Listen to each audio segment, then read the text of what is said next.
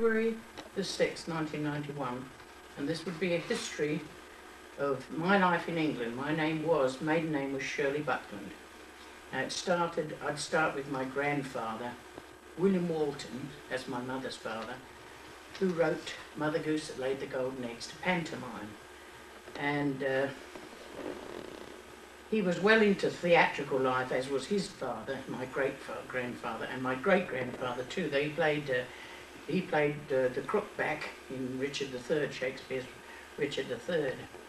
He appeared in opera, Christy minstrels, and he travelled extensively. He travelled to Africa, America, Australia, Germany, France, and Austria, and of course many theatres throughout England. And he played in Sheffield, Leeds, Liverpool, Edinburgh, the Theatre Royal, Melbourne, Australia, Newcastle, Birmingham, the Eden Theatre. He wrote about, during his lifetime, he wrote about 10 pantomimes, as well as produced them, and a still larger number that he wrote, he acted in as well. Now, in connection with Mother Goose, it was an enormous undertaking. Not only wrote it, but he devised it, and he made models for each scenes. He suggested the colour of the costumes. He did all that sort of stuff. And I can remember my mother saying that she was the only person she'd ever heard of that could do a triple somersault on roller skates. And his wife, my grandmother, her name was Anna Hemming, but she took the name Anna Craston for her stage name. Now, she used to act with him, and she was an actress and a pianist. Now, my mother, Daisy Walton, and she kept that name for the stage as well. She was educated in Bruges in Belgium, in a convent. Excuse me, I think it was considered a good education in those days. Then when she came out, when she was 16, she went straight on the stage. And they travelled. She travelled with my grandfather and my grandmother. And then I guess later on in years she met my father, but he was a top line of my father was. He was a, I guess a cinema star, as they called it in those days. And she accompanied my father. He was an actor vocalist, he was an actor and a singer. He was a tenor, and she accompanied on the piano. She was a dancer and a pianist, my mother. And when people in those days, that was in the 1880, maybe the early 1900s, if that, when people were earning 3 shillings sterling a week, my father was earning £20. It's like 20 shillings to a pound, so that was something like 440 shillings a week, so he was a well-paid man, Now, he played many theatres in London, the Drury Lane Theatre. He played in the Marlborough Theatre, the Shaftesbury Theatre, Prince of Wales Theatre, and he toured different parts of England, what in the summertime they used to call summer stock, which my mother and the rest of the family accompanied him there. And he also lived in South Africa. He toured with a company in South Africa for 2 years. Now, he performed in such things. He played what they call Victor de Brett in The Cinema Girl. He played Colonel Numaki in The Mousme. He played in The Acadians and HMS Pinafore, and he played the Duke of Trent in The Pearl Girl. And I can remember Sunday there was music on the wireless, and then they'd start. My father would start to sing them. My mother would join in, and we'd have the whole HMS Pinafore, the whole stage play and everything. And he also was a part of the D'Oyly Carte Opera Company, which I understand is still in operation today. And I have a letter here from the D'Oyly Carte Opera Company to my father that it says when this was in 1908. That was really before my time. Now, here's another picture of my father when he was a young man there. And there's also a picture, he played the Duke of Trent in one play called The Pearl Girl. And he was also in the service in World War II. He was a captain in the, I think it's the army, and he was shot in the throat with shrapnel, so that sort of took away part of his singing career. Although he sang it, it was no longer top liner, but he still acted. Now my grandfather that I was telling you about, William Walton, these are a bit ancient, these paper clippings, but that was William Walton that wrote Mother Goose that laid the golden eggs. And here's another one of him. That's another one of William Walton, who wrote Mother Goose, laid the golden eggs. And this old picture was my grandfather on the left. I don't know who the lady is in the middle. Excuse me, but my grandmother had to play a man. She was on the right. And of course, this was my mother when she came out the convent when she was 16. Very pretty, long-haired, beautiful redhead she was. Anyway, there are plenty of. I have. I forget what you call this. Tells you who played where and what. You know. Can't think of the name of it. But anyway, my father, as I said, he carried on acting. He'd travel with the family, summer stock throughout England. Oh, and to backtrack again, my grandfather, as I said, he'd travelled all over the world. He'd travelled to America. He spoke 7 languages fluently. He was a very clever man. And when he wrote these things, when he wrote these pantomimes, he was a very fast writer. But he'd have trouble. At one time, he tried to find the rhyme with silver, and he couldn't find it, so he just let it go, you know. But anyway, I have an older brother, Alan, who used to live in London. He now lives in Hastings, which is at the bottom of England. 1066, the Battle of Hastings, I don't know if you've heard of that. And he's retired now. He's retired from government work. Now, he used to be in silent movies, just walk on parts and stuff like that. And I have a younger brother, Leslie, who is a photographer. He often does work for the BBC. And he produces, there are a lot of local companies, they put on stage plays. His wife is an actor and actress and a singer. And he does makeup, which he got from my father.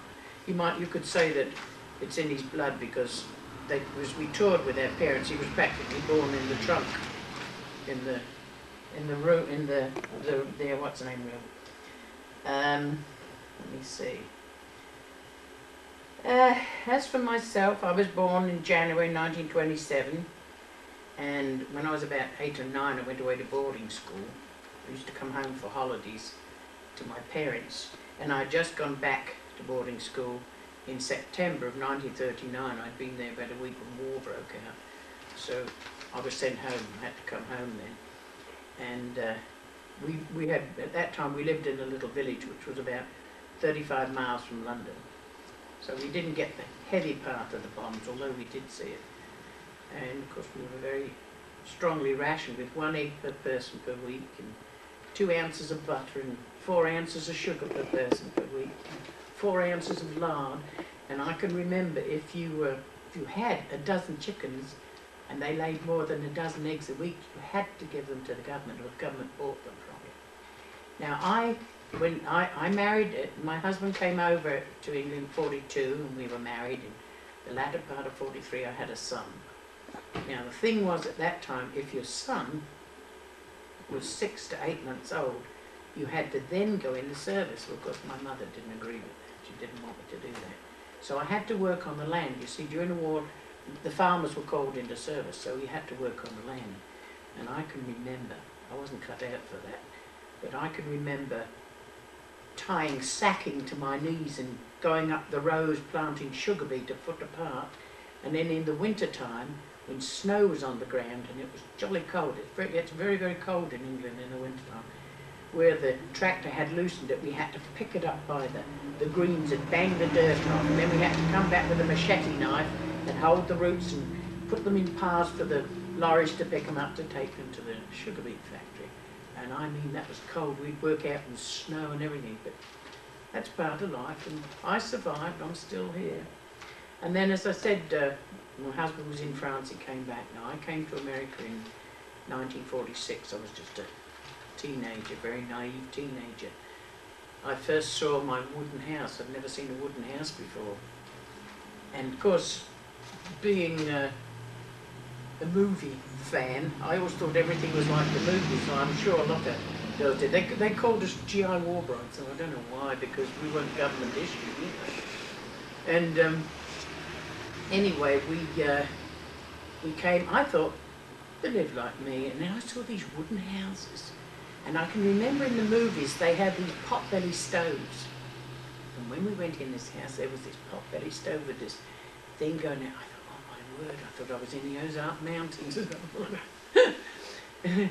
And anyway, we lived there. I moved to Mountjoy and I lived there for a good many years. And then I went back to, my mother died in 1962 and I went home. I went back in 1951. My mother-in-law was born Maggie McCann. This might be of interest to my grandson. And she was adopted by people called Brunner. And then she married my father-in-law, Jim Childs, who had numerous brothers and sisters dotted out through Lancaster County. And I had been home. He died in 51, and I went home to England for a visit. Well, I didn't go for a visit. I went there for 5.5 years, actually. Then I came back again, and in 1962, I was going to go back, but I was a bit too late. My mother died in August of 62, and my father died 2 years later. So that just about wraps it up. That's just about the history. I have, if anyone wants to know, I have papers and documents to back up what I have said, if anyone is interested. This is mainly, I would like my grandson to have this, that you know he has an inheritance. On the tape earlier, that my father was in World War I, not World War II. And I'd like to get another picture of this letter of the D'Oyly Card Opera Company on the top. It didn't show up on the earlier part of the tape.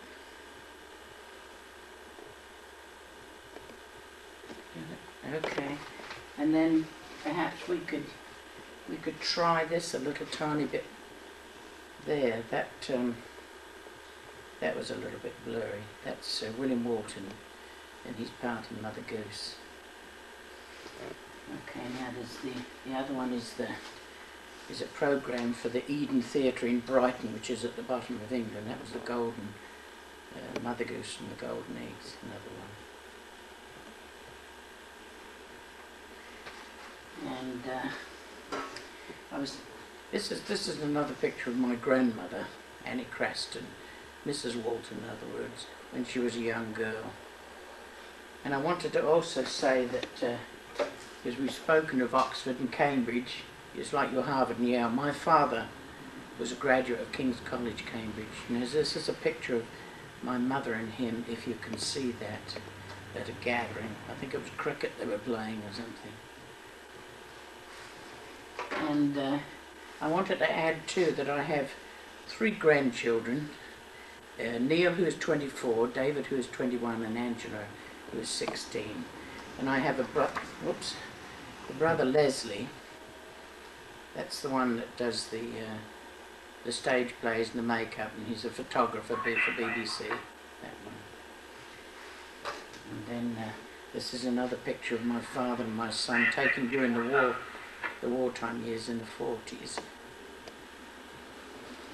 And as I said, this is a picture of a beautiful baby. I must have been a beautiful baby. Mother used to call that Churchill. And then, of course, then there's a similar one of my son when he was a baby. He was just a few months old there.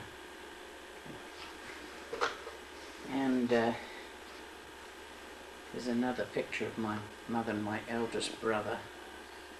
That's how she looked some years ago. It's pretty. Always had such very sad eyes. And this is what I looked like in 1946 when I first came to this country. That's how I looked, young and gorgeous. And this is where I used to live, where I went to school. When I went to school in Kent, a boarding school, this was one of the houses we lived in. And this was Grace Mayhew, our cook, had the same name as my brother's first wife. And then there's a picture of my father when he was in South Africa.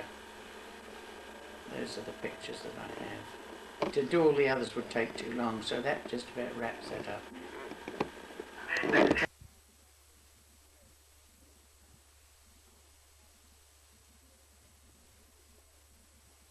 Did it, but like I said, it's small and it's in black and white, and when it's blown up to television size. Oh, you know what I forgot? What?